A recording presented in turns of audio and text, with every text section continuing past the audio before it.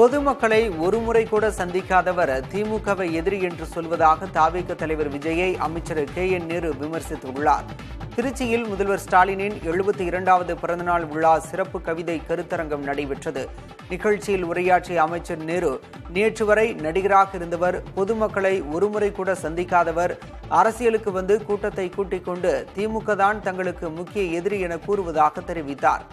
அவரையும் திமுக சந்திக்கும் என குறிப்பிட்ட அமைச்சர் நேரு, 2026ஆம் ஆண்டு ஸ்டாலின் தான் முதல்வராக வருவார் என கூறினார்.